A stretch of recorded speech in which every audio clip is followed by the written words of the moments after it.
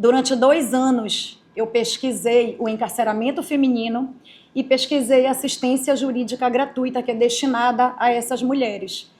E o resultado, com muita alegria, é isso aqui. Entre celas, a percepção das mulheres encarceradas em Santarém sobre o direito à assistência jurídica gratuita. Gostaria de começar com uma imagem. Em Santarém, há o fenômeno natural, o encontro das águas, que são 2 correntes de águas distintas que se aproximam, porém não se misturam. Eu trouxe essa imagem porque eu digo que foi exatamente isso, honrados membros da banca, que eu encontrei na pesquisa. Essa imagem, ela traduz exatamente porque algo parecido ocorre a alguns quilômetros dali, no presídio feminino de Santarém. Aos nossos olhos, o que parece diferenciar as mulheres que estão encarceradas são as grades de suas celas e os muros. Porém, na realidade, quando a gente pesquisa e se aprofunda, a gente verifica que realmente o que torna essas mulheres apartadas da sociedade e muitas vezes negada pela sociedade são as várias camadas de exclusão a que essas mulheres estão submetidas. Exclusão pelo racismo, exclusão pela classe social, que é periférica. Em todos os casos, eu posso afirmar com certeza, e exclusão em razão do gênero. Então, como justificativa, eu digo aos senhores e às senhoras que uma pesquisa científica ela não nasce sem uma inquietação que lhe anteceda. E a inquietação que eu senti durante vários anos na minha carreira foi exatamente de me debruçar durante as audiências criminais, durante as audiências de custódia, tribunais do júri, inspeções carcerárias. Para os senhores e as senhoras terem uma ideia, do ano de 2000 a 2024, o percentual de mulheres encarceradas aumentou em 184%. Então, isso tudo forma um combo de problemas aliado ao baixo número de defensores públicos que estão disponíveis para fazer a defesa dessas mulheres. Então, isso tudo me levou a pensar em 2 problemas de pesquisa. Como essas mulheres percebem o acesso à qualidade da assistência jurídica prestada a elas, é o primeiro ponto de investigação. E o segundo ponto, essa realidade local, encontrada no presídio feminino de Santarém, ela configura um estado de coisas inconstitucional, conforme declarado na arguição de descumprimento de preceito fundamental 347. Do problema de pesquisa, ele nos remete a 2 objetivos, que é exatamente, para a gente compreender a percepção delas sobre o direito à assistência jurídica que é prestada a elas. E o específico é exatamente para verificar se existe um estado de coisas inconstitucional ali. Como metodologia, foi uma pesquisa qualitativa com método indutivo, abordagem etnográfica. Eu fiz uma pesquisa de campo com entrevistas semi-estruturadas. Agora eu vou falar um pouquinho sobre o referencial teórico, os referenciais teóricos que eu utilizei.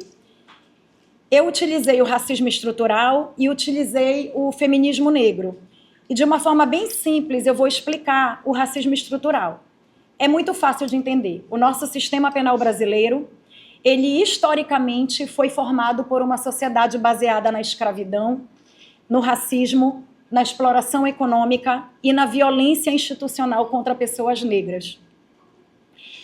E a população negra, ela foi criminalizada, vigiada e excluída de todas as políticas sociais de base, inclusive da educação, do trabalho formal, do acesso à terra. E isso tudo, como diz a professora aqui, inclusive da Universidade Federal do Pará, Zélia Amador de Deus, na sua tese de doutorado, ela afirma que o racismo condena a população negra no Brasil à situação de desigualdade. E essa situação de desigualdade e de várias camadas de exclusão criminalizam mais ainda as mulheres negras e de classe pobre. Então, de forma que o cárcere tem cor, e essa cor são pessoas negras, infelizmente. A presença majoritária é de pessoas negras e isso não é uma coincidência, isso não é casual. E o feminismo negro, ele foi muito importante para a minha pesquisa também, porque é um aporte teórico central que faz a gente entender que nós não podemos e não devemos universalizar a categoria mulher como se fôssemos todas iguais em um bloco único. O feminismo negro vai nesse X da questão. Porque se a gente fizer isso, a gente inviabiliza todas as desigualdades e dores e demandas sofridas pelas outras mulheres, especialmente as mulheres negras.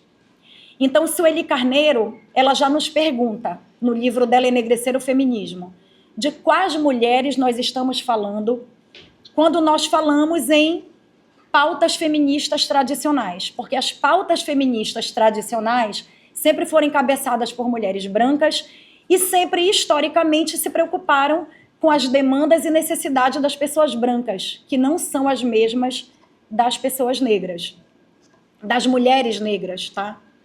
Então, autoras como Lélia Gonzalez, Sueli Carneiro, Angela Davis, Kimberly Crenshaw, Juliana Borges, em razão da pesquisa eu fiquei fã de todas. Elas nos ensinam que as mulheres não são iguais e agora os senhores e senhoras podem pensar, a gente sabe disso, mas nem sempre foi assim. Esse movimento do feminismo negro, ele que trouxe isso, tá? Esse entendimento para realmente distinguir. Elas não são iguais, e as mulheres negras não conseguem ocupar todos os espaços que as mulheres brancas conseguem. Por exemplo, os espaços de poder. As mulheres negras terminam sendo invisibilizadas e as suas vozes terminam não sendo ouvidas. Então, eu trago aqui aos senhores e às senhoras mais uma ferramenta indispensável para a gente pensar a sociedade, que eu acho que todo mundo já deve ter ouvido falar, que é a interseccionalidade. A interseccionalidade ela foi cunhada por Kimberly Crenshaw em 1989. É como eu digo, é recente, não é tão antigo assim como o feminismo branco, tá? E ela nos diz o quê? Simples.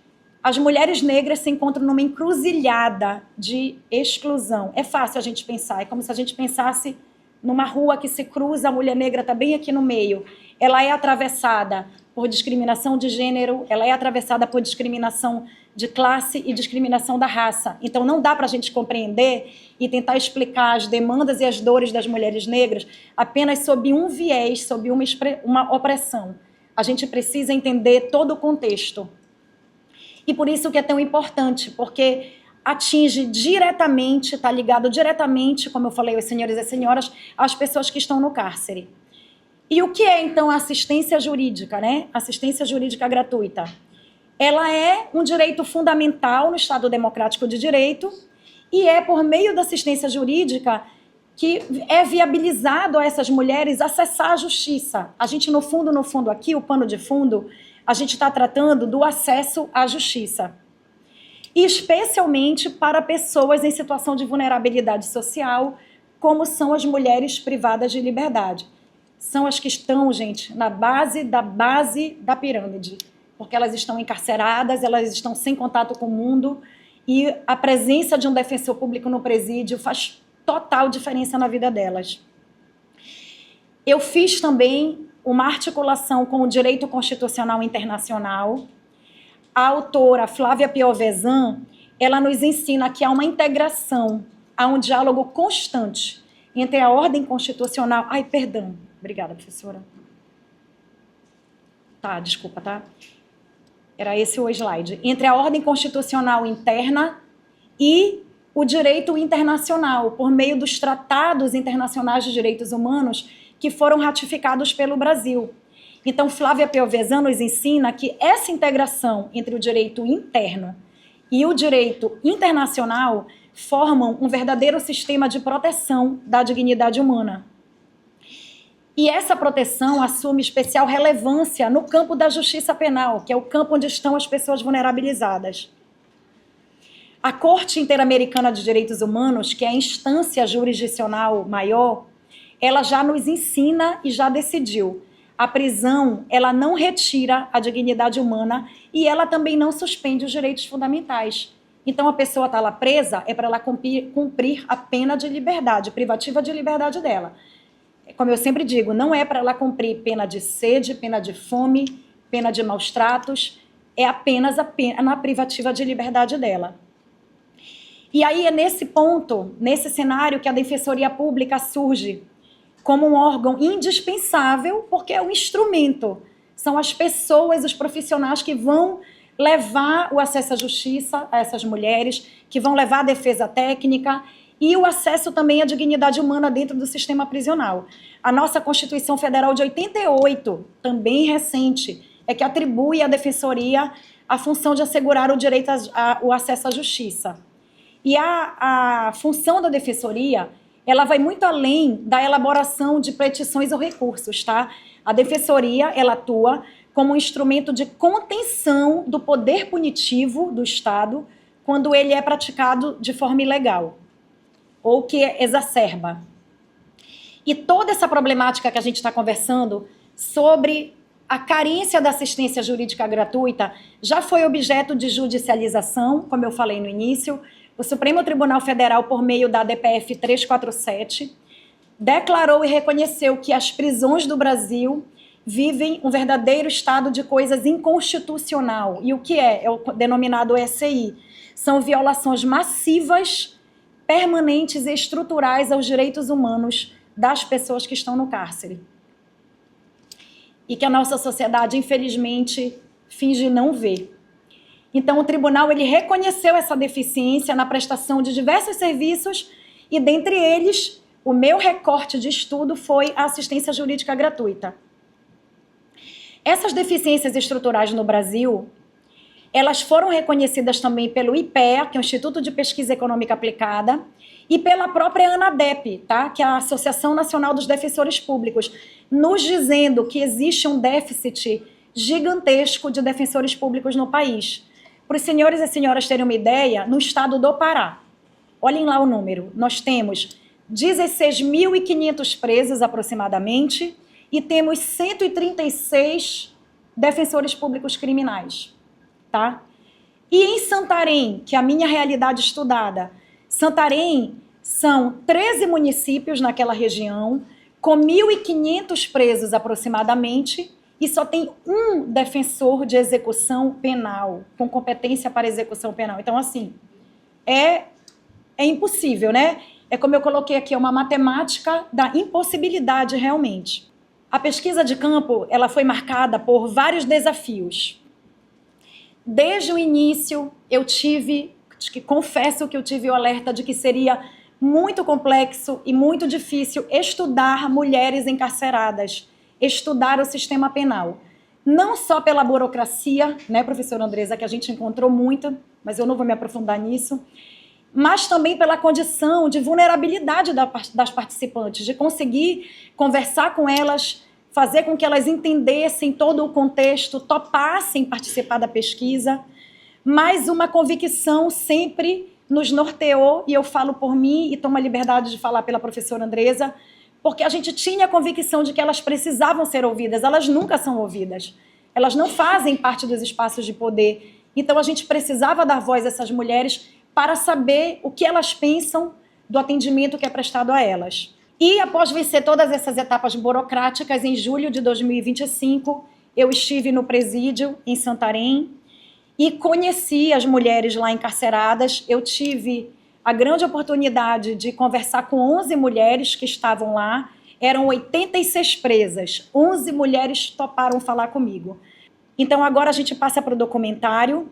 O documentário ele possui 3 funções, que é dar visibilidade à voz dessas mulheres, realmente ouvir essas mulheres, oferecer um diagnóstico empírico qualificado e contribuir para a formulação de ações políticas públicas, práticas humanizadas, seja lá o que for que a gente dê o nome.